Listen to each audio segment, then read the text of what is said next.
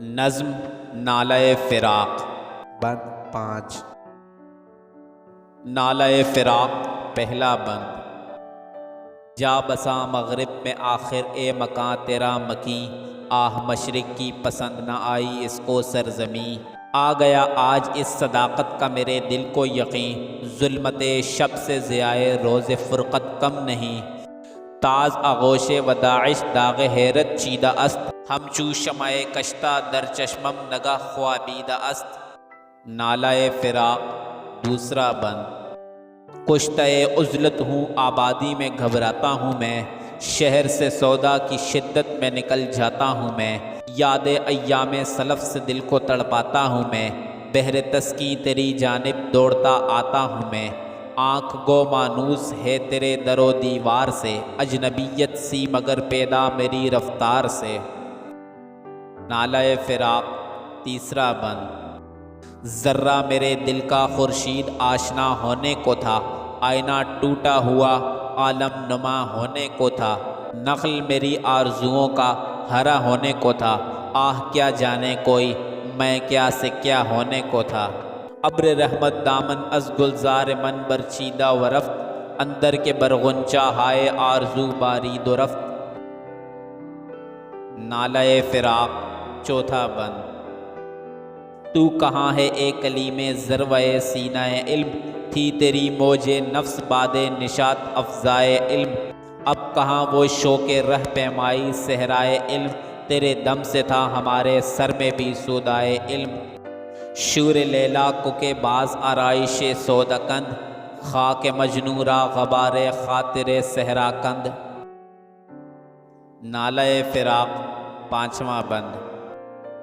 کھول دے گا دشت وحشت عقدہ تقدیر کو، توڑ کر پہنچوں گا میں پنجاب کی زنجیر کو۔ دیکھتا ہے دیدہ حیراں تیری تصویر کو، کیا تسلی ہو مگر گرویدہ تقریر کو۔ تاب گویائی نہیں رکھتا دہن تصویر کا، خامشی کہتے ہیں جس کو ہے سخن تصویر کا۔ مشکل الفاظ کے معنی۔ نالۂ فراق یعنی کسی کی جدائی میں رونا، مغرب مراد انگلستان، مشرق کی سرزمین یعنی اس وقت کا پاکستانی علاقہ لاہور، ظلمت شب یعنی رات کا اندھیرا، ضیائے روز یعنی جدائی کے دن کی روشنی۔ سودا کی شدت یعنی دیوانگی کا زیادہ ہونا، ایام سلف یعنی گزرے ہوئے دن، بہر تسکین یعنی سکون یا آرام کی خاطر، گو یعنی اگرچہ، مانوس یعنی پہلے سے دیکھا ہوا، خورشید آشنا یعنی سورج سے واقف یعنی علم کی روشنی سے منور، ٹوٹا ہوا آئینہ یعنی مراد ٹوٹا ہوا دل، عالم نما یعنی جس میں دنیا نظر آئے، نخل یعنی درخت، موج نفس یعنی سانس کی ہوا، باد نشاط افزائے علم یعنی علم کی لذت و مسرت بڑھانے والی ہوا، شوق رہ پیمائی صحرائے علم یعنی علم کے جنگل میں چلنے کا شوق، کلیم ذرہ سینہ علم یعنی علم کے طور سینہ کا کلیم، حضرت موسیٰ علیہ السلام کا لقب، مراد بہت بڑا عالم۔ سودائے علم یعنی علم سے عشق کا جذبہ، عقدہ یعنی گرہ، دست و وحشت یعنی مراد شوق کی دیوانگی۔ پنجاب کی زنجیر اشارہ ہے گورنمنٹ کالج لاہور کی جانب جو باہر جانے میں رکاوٹ تھی۔ دیدہ حیراں یعنی پھٹی پھٹی نگاہیں، گرویدہ تقریر مراد باتیں سننے کا عاشق۔ تشریح۔ یہ نظم علامہ اقبال نے اپنے استاد ڈاکٹر آرنلڈ کی یاد میں لکھی تھی۔ اس نظم میں اقبال فرماتے ہیں کہ اے مکان تجھ میں رہنے والا، آخر مغرب کے ملک ولایت میں جا بسا، افسوس کہ مشرق کی سرزمین یعنی پنجاب اسے پسند نہ آئی۔ آج میرے دل کو اس سچائی کا یقین آ گیا کہ جدائی کے دن کی روشنی رات کے اندھیرے سے کم نہیں ہوتی۔ مراد یہ کہ شاعر عام طور روز فراق کو ظلمت شب سے تشبیہ دیتے ہیں۔ اقبال کہتے ہیں کہ ڈاکٹر آرنلڈ کی جدائی نے مجھے اس سچائی کا قائل کر دیا، جب سے میری نگاہ نے محبوب کی آغوش و داع سے حیرانی کے داغ چنے ہیں، وہ میری آنکھ میں بجھی ہوئی شمع کی طرح سو گئی ہے۔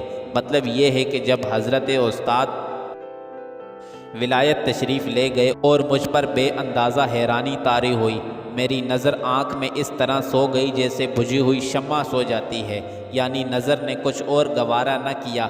حیرانی کا خاصہ ہی یہ ہے کہ نگاہ میں دیکھنے کی قوت باقی نہ رہے۔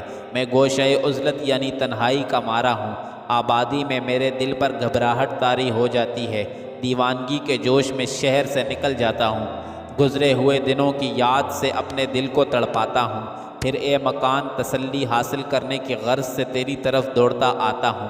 تیرے در و دیوار اگرچہ میری آنکھ کے جانے پہچانے ہوئے ہیں، لیکن میرے رنگ ڈھنگ سے بیگانگی ظاہر ہو رہی ہے، یعنی جب تک تجھ میں آرنلڈ صاحب موجود تھے میں تیرا شناسہ تھا، اب تجھ سے اجنبی معلوم ہوتا ہوں۔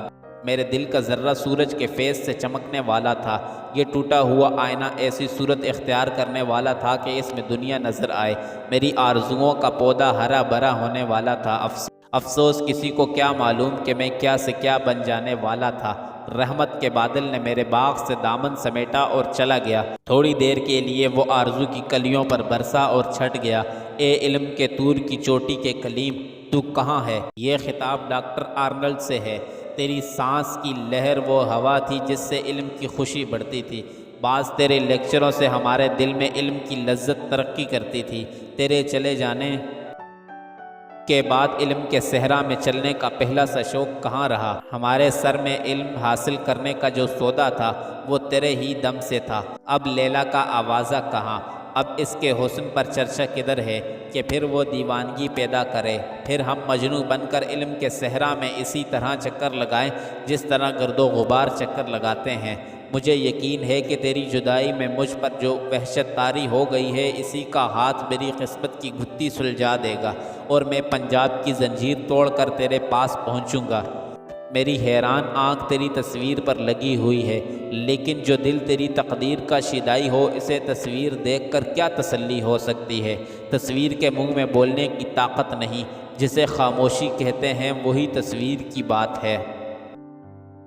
اگر آپ کو ویڈیو اچھی لگی ہے تو براہ کرم چینل کو سبسکرائب کریں اور گھنٹی کا بٹن دبائیں تاکہ ہر نئی آنے والی ویڈیو کی اطلاعات مل سکے۔ شکریہ۔ If you like the video, please subscribe to the channel and press the bell icon so that notification for each new upcoming video can be found. Thanks.